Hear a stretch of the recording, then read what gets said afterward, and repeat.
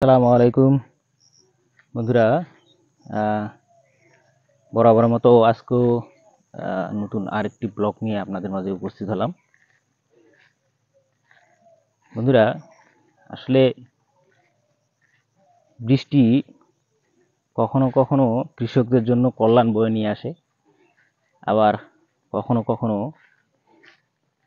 বিড়ম্বনার কারণও বটে।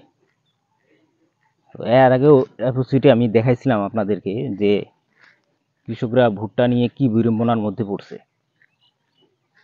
যাই হোক, গত প্রায় 1 মাস ধরে টানা বৃষ্টির কারণে এবং বৈরী আবহাওয়ার কারণে ভুট্টা যেভাবে কৃষকরা মানে স্বতঃস্ফূর্তভাবে স্মুথলিভাবে নিতে পারেনি, ঠিক ধানের ক্ষেত্রেও তার ব্যতিক্রম নয়।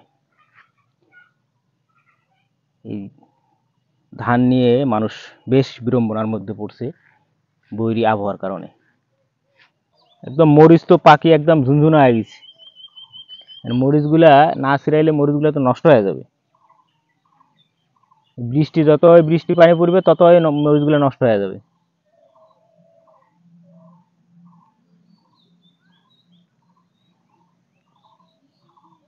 মানে অতি বৃষ্টির কারণে আসলে সবাই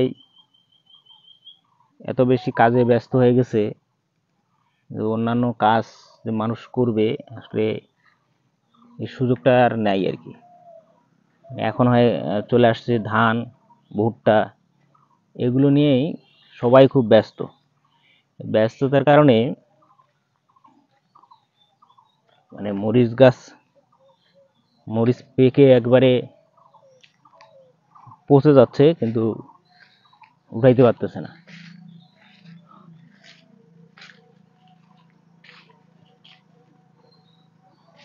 আমার মানে বৃষ্টির কারণে অনেক কাজ মানে স্তম্ভিত হয়ে আছে। এই কিছু চারা আছে, যে চারাগুলো প্যাকেটিং করবো আর কি, চারাগুলো মানে প্যাকেট করতে পারতেছি না। এই চারাগুলো প্যাকেটগুলো চেঞ্জ করার দরকার, যে বৃষ্টি কমলে এই চারাগুলো বড় প্যাকেটের মধ্যে দিব আর কি। গাছগুলো যেন নষ্ট হয়ে যাচ্ছে, প্যাকেটিং করতে পারতেছি না। এই গাছটা অলরেডি নষ্ট হয়ে গেছে। এই গাছগুলো এখন এই যে সিমেন্টের যে বড় বস্তা আছে, এই বস্তার মধ্যে এগুলো প্যাকেট করতে হবে। কিন্তু এই যে বৃষ্টির কারণে যারা আসলে এই কাজগুলো করবে, এরা ধান নিয়ে এত বেশি ব্যস্ত হয়ে গেছে যে অন্যদিকে সময় দেওয়ার মতো সুযোগ তাদের নাই। এই জন্য আমিও ঝামেলার মধ্যে পড়ে গেছি।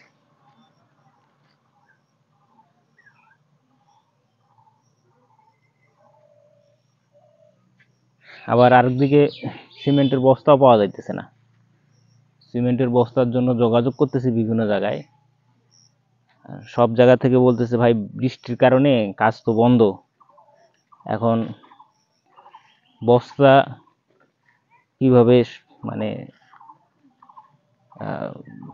স্টক থাকবে, কাজই তো করতে পারতেছি না। যার কারণে বস্তাও সংগ্রহ করতে পারতেছি না, আবার এগুলো প্যাকেটিংও করতে পারতেছি না। তাহলে বুঝতে পারতেছেন যে বৃষ্টি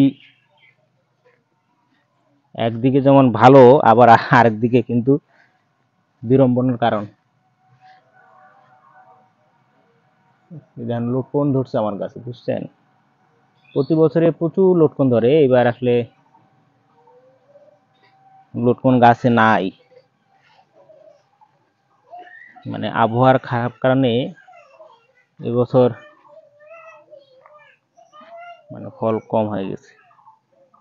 এই গাছটাতে দেখেন, এই গাছটাতে কিন্তু প্রতি বছরই যেভাবে লটকন ধরে, এটা অকল্পনীয়। দেন একদম গোড়া থেকে এই গাছটা কিন্তু প্রতি বছর গোড়া থেকেই ধরে। এবার কিন্তু ফল একেবারেই নেই। হচ্ছে আবহাওয়া। আবহাওয়ার কারণে এই সমস্যাগুলো। প্রচণ্ড গরম পড়ছে, বুঝছেন? মানে আবার যে বৃষ্টি আসবে সেটা অলরেডি মানে পূর্বাভাস দিচ্ছে আর কি।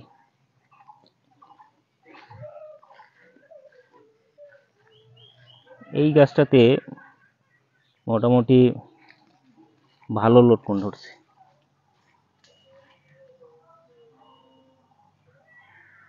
মোটামুটি এটা গতবারের তুলনায় কম, মানে গতবার এটা 100 ভাগের 60 ভাগ ধরছে আর কি, 40 ভাগে ধরেনি। তার মানে বুঝেন কি পরিমাণের মানে ফল ধরতো এগুলো, কিন্তু বৈরী আবহাওয়ার কারণে গাছের ফল কমে গেছে। একদিকে যেমন ফল কম, আবার অন্যদিকে মানে চোরের উপদ্রব তো আছেই। হ্যাঁ, কিছু ওই যে ছোট ছোট বাচ্চা আছে, এরা না বলে গাছ থেকে বিভিন্ন ধরনের ফল পাড়ায় নিয়ে যায়। এখন মানে বাসা দূরে হওয়ার কারণে এই সমস্যাগুলো ফেস করতে হয় আর কি। এখন তারপরেও আল্লাহর ভরসা আর কি, অনেক ধরনের ফল বাগানে আছে। তো সবগুলো নিতে পারবো না, কিন্তু কিছু তো থাকবে। তো বাণিজ্যিকভাবে আসলে যদি আমি চিন্তা করি তাহলে বলতে গেলে লস, কারণ এত অল্প ফল পেলে তো লাভ হওয়ার কোনো সম্ভাবনা নেই। তো বাড়ির চাহিদা পূরণ হয় আর কি। পরিবারের বিভিন্ন ধরনের ফলের যে চাহিদা, সেই চাহিদাটা পূরণ হয়। পাশাপাশি যেগুলো অতিরিক্ত থাকে সেগুলো আর কি টুকটাক বিক্রি করি আর কি। এই হলো অবস্থা আর কি। তো যাই হোক বন্ধুরা, আসলে খুব গরম পড়ছে আর বৃষ্টিও মনে হয় আসবে। বাসায় যেহেতু আব্বা অসুস্থ, এই জন্য আসলে বাগানে দীর্ঘ সময় থাকার কোনো সুযোগ নেই। এই অসুস্থতার কারণে চলে যেতে হবে। তো আজকের মতো ব্লগটি এখানে শেষ করছি। আসসালামু আলাইকুম ওয়া রাহমাতুল্লাহি ওয়া বারাকাতুহু।